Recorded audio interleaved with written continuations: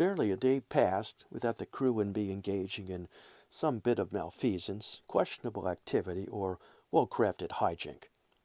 How did the miscreants manage to get away with it all? Well, we didn't get away with all of it, just most of it. We were skinny young boys and could run like the dickens. Except Jungle.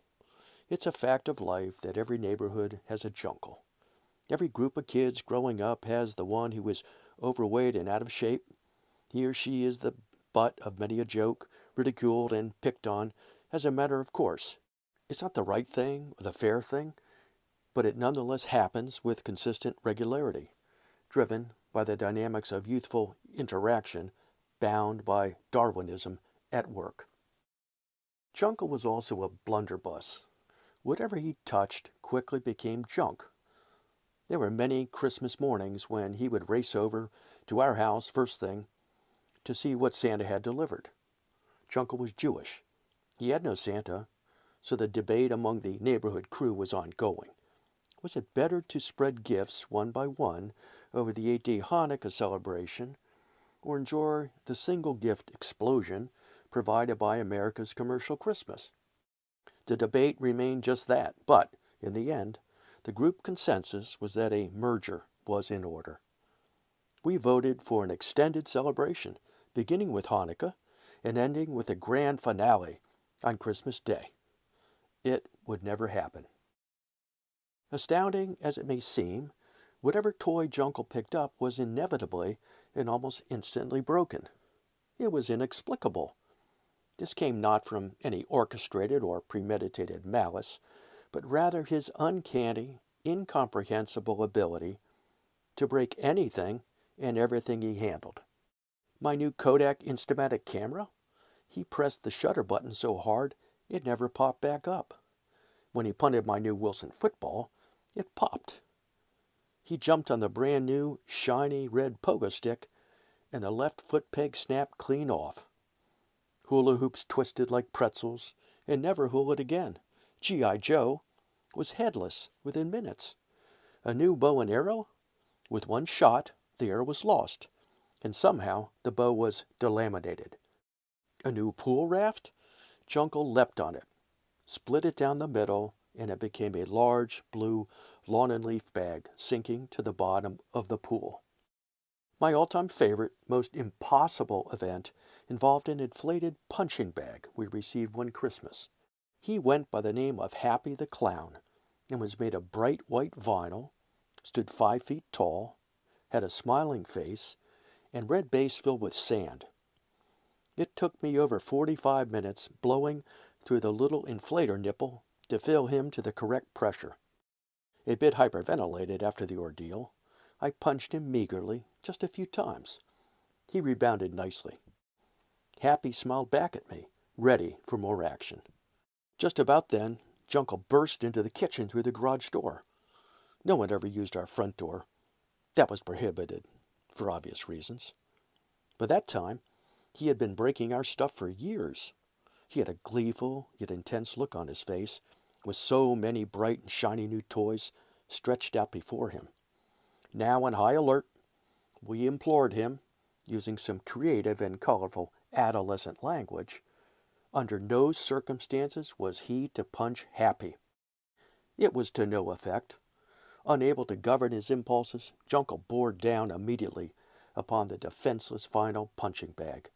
Apparently, he had been paying attention. Partly, as instructed, Jungle did not punch Happy.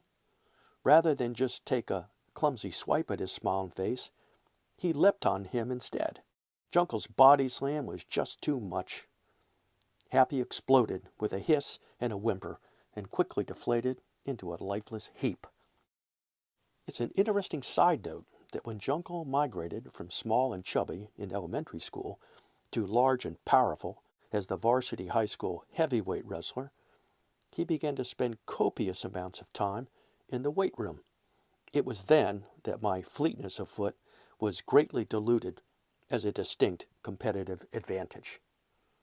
I will forever remember the day when he nonchalantly asked me if I would practice some new wrestling holds in his backyard.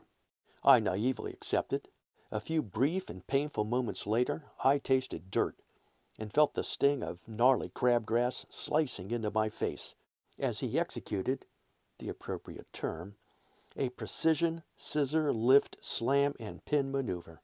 Somehow, I had missed the fact that Jungle had expanded in size and brawn over the years from a chubby little kid to a medium-sized bull who walked upright, and I was still a skinny young boy who could only run like the dickens. I realized at that moment, punctuated by an ache here and a pain there, that Jungle had just spoken with a new voice. Greater respect and a much wider berth were his.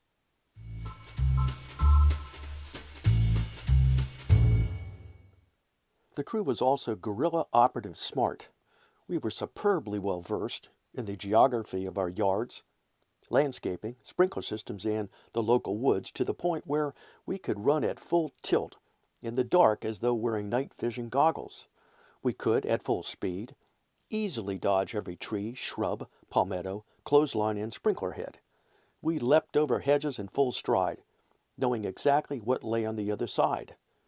We knew whose grass was a spongy bed of thick sod, and whose was little more than a dusting of sandy crabgrass over the local foundations of coral rock. We knew where the dogs were. Most importantly, perhaps, we knew which yards were infested with a South Florida perennial we called stickers. These pea-sized devils grew in flat pods any place there was an abundance of sand and a lack of proper yard care, which, in our neighborhood, was a lot of places. While we would tiptoe gingerly through one backyard expecting a nest of stickers at any moment, we would rocket across another, pleasuring in the deep coolness of a 4-inch lush green carpet. We virtually lived on our bikes, boasting Schwinn Stingrays with banana seats, sissy bars, and angel wing handlebars. Our neighborhood streets were committed to memory.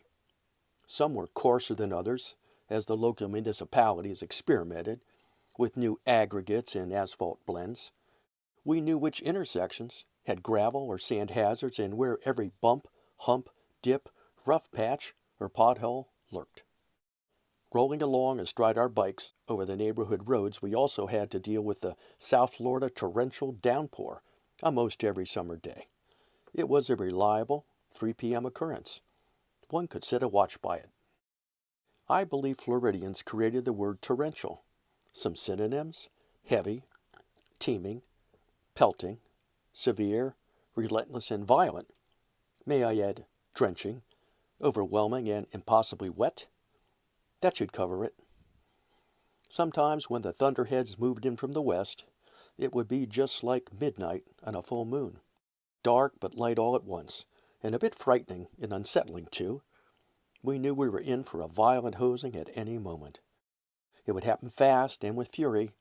When the clouds parted, as they always did, grayish black tinged with orange and bloated with water, the downpour was epic.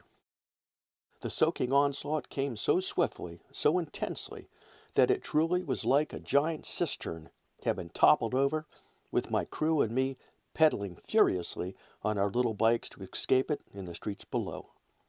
Wave after wave of heavy, soaking, cool rain in blinding sheets of gray would sweep down, wetting us through and through in but a matter of seconds.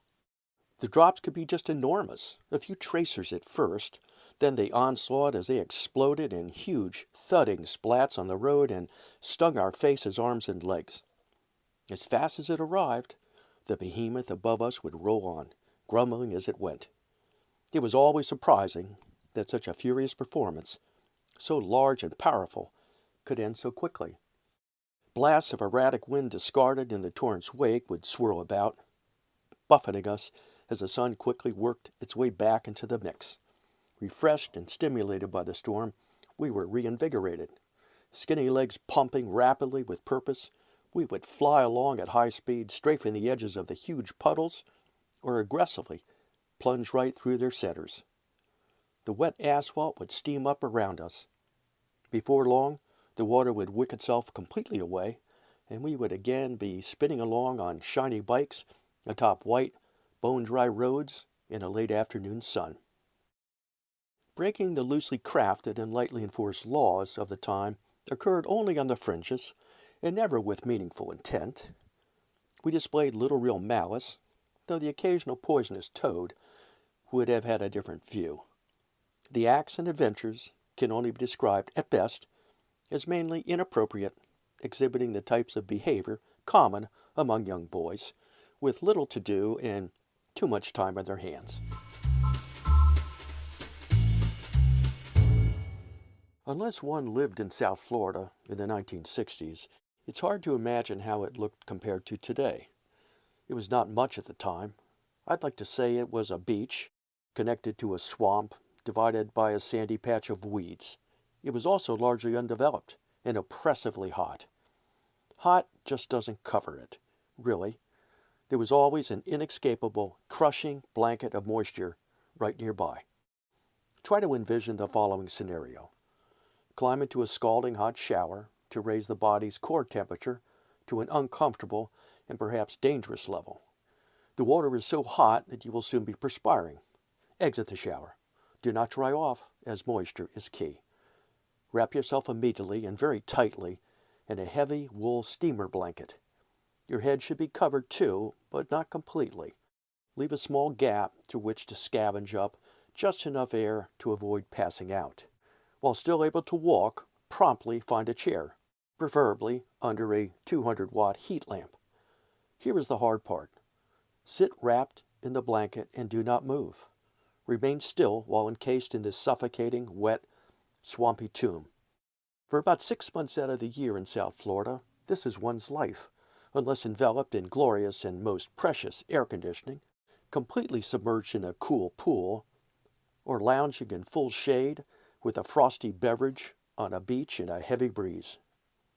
I remember the occasional new neighbor, freshly moved to the subtropics, so enthused with the balmy South Florida climate that they would, with some bravado, boast about how they didn't need any air conditioning at all. They would blather on about how they just found it incomprehensible that residents would actually take actions to suppress the delightfully temperate climate that so many of them had spent a lifetime dreaming about and scheming to secure in their golden years. The naive new residents had been encased in ice and slush for so long that perhaps their cognitive processes were also numb, and that any warmth at any level and in any quantity was celebrated with gusto. It was windows to the wind for them, since the bay breezes would certainly be sufficient to cool the air. They were at least directionally correct, as on some nights the temperature would drift grudgingly below 80, usually 79, and a hint of wind would stir in the palm fronds, rattling their long green veins ever so slightly. After all, the entire landmass of Florida is plopped down in water situated 24 inches below one's feet, and the whole state is not very wide. Breezes must be everywhere all the time. One could hope. What the transplanted snowbirds didn't realize was that the breezes were usually more like little puffs, quickly neutralized by the first bush or tree they met. They ran out of cooling power almost immediately, for anyone situated more than a few hundred yards from shore. It was always the same. Within a few months, as spring strolled lazily into the suffocating days of a South Florida summer, the humid heat would swell up as sure as the tide. The boasts would disappear, and the new vocal neighbors would grow oddly silent. They were still around, just not outside. First, one gaping window would quietly close, then another and another. With no fanfare at all, one would just become aware, one day, that all the jalousies were now cranked tightly shut, all the drapes fully drawn, and the midday buzz of crickets had new competition from the low hum of a 2-ton air conditioner droning away behind some bushes on the side of the house.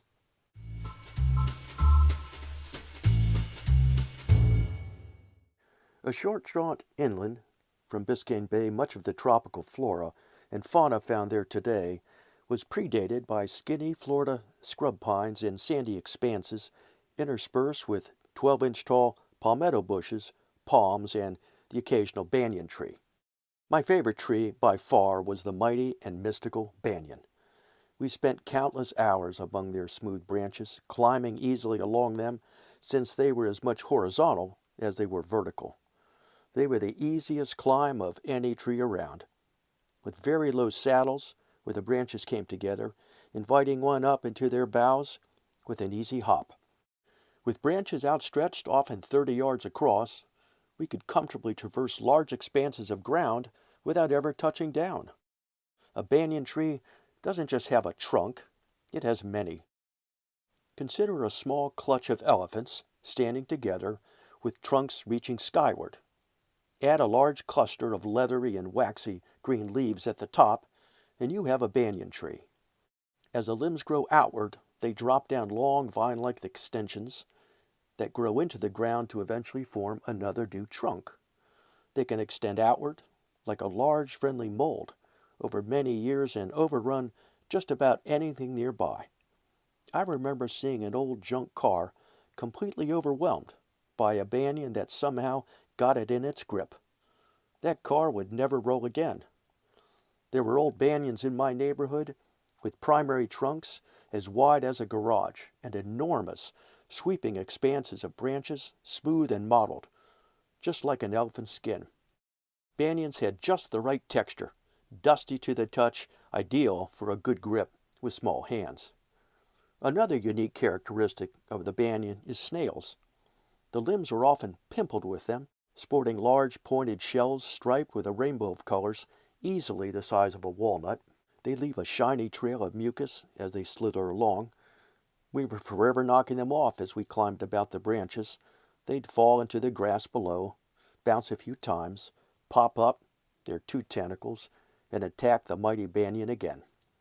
So special a tree is the banyan that Eastern cultures revere them as they do deities and give them names, special protections, and believe their extended canopies hold mystical medicinal powers. Banyans can also get shockingly large and grow very old. Near Bangalore, India, there is a banyan named Dota alata mara, which translates, not surprisingly, into big banyan tree. It is 400 years old and spans 3 full acres of land. Another named Thamama Maramanu lives in Andhra Pradesh, also in India. Reportedly over 200 years old at last measure, it was the largest tree on earth, with a branch structure exceeding 19,000 square meters. That's 3 football fields. That's a lot of leaves. It is also given generous credit by the local populace for helping young couples overcome the challenges of infertility. More research may be required to better understand this surprising quality. Thanks to the banyan, we learned at a young age that often what is above can have an effect on what is below. The sprawling branches of a banyan need lots of support, so the roots underneath are equally well dispersed, branching out like large nets along the ground, searching for a grip in the soil. Running through a yard underneath a banyan was a great way to trip, twist an ankle, or bust a toe. We experienced all 3, sometimes in the same afternoon.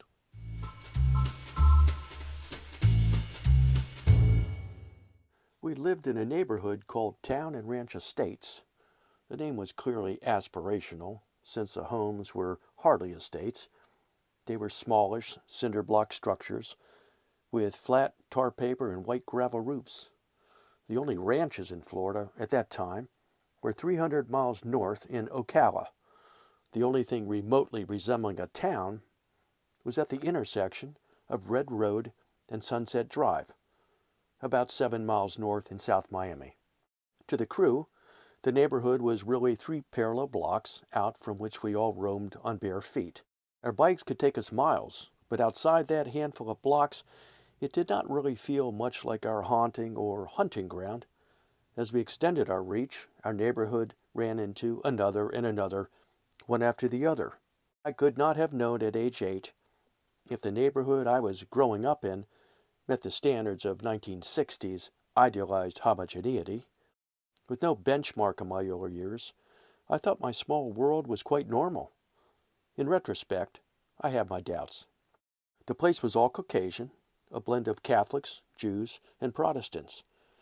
Mine was a very white, square, and conservative world. In a land dotted with Baskin-Robbins ice cream stores, offering 31 flavors, we had only Neapolitan. The flat streets were laid out in parallel, with the occasional curve, and the lots were all 1/2 to full acres. I grew up on Vista Lane, though the Vista must have also been more about the developer's marketing spin than any measure of reality. It was, at the outset, a flat road cut through scrub pines, until the builder knocked down many of them to erect charmless cinder-block ranch houses. Our backyard was bounded by what resembled an 8-foot-high concrete prison wall, without the razor wire. Not much of a vista in that direction. Over the years, behind that wall lived large, aggressive pets, requiring secure containment. It was bisected at the right far end of our side yard by a very frosty and grouchy couple's chain-link fence with an equally ornery German shepherd living within. At times, I felt a bit trapped by it all, though I did have to scamper by Dr. Brown's menacing 8-foot-tall gorilla patio mural. My left side and front yard were otherwise wide open. I soon learned to turn left whenever I exited at the back of the house. My favorite street was Rock Garden Lane, a block over from my own. The developer had, for some reason, decided to carve it out of solid coral rock, so the houses sat up on promontories about 15 feet above the street below. Perhaps it was a former sinkhole. This geological feature provided me and my crew with innumerable opportunities for a variety of activities that were better executed from above. Within the 2 square blocks and 20 or so homes that made up our neighborhood and whose inhabitants we knew, we could identify an interesting mix of families and professions. There were 3 doctors, a veterinarian, a boat manufacturer, 3 pilots, Ted Williams, of modest baseball fame, a produce company owner, a retail clothing store merchant, the owner of a machine tool sales company, a divorcee raising 5 exuberant and often delinquent children, you'll meet a few shortly, a couple of authors, an heir to the most successful rum company in the world, a mysterious family, the mother a writer, who arrived after sailing around the globe on a 110-foot, 3-masted schooner, a banker, a dynamite company owner, my dad the craftsman and inventor, a TV executive, and 2 professors. Strangely, I do not remember a single lawyer living in our neighborhood. This is hard to believe, and we would certainly have benefited from one on occasion. It was America, in Miami, and yet somehow, of lawyers, we were in short supply. In all, our neighborhood was a relatively stable and quiet laboratory with plenty of room to roam and an environment that embraced vision and creativity with little to no boundaries and but a sprinkling of parental oversight. It was indeed the perfect petri dish, of sorts, for mischievous young boys with nerve, verve, and ingenuity. There is no real order to the tales that follow.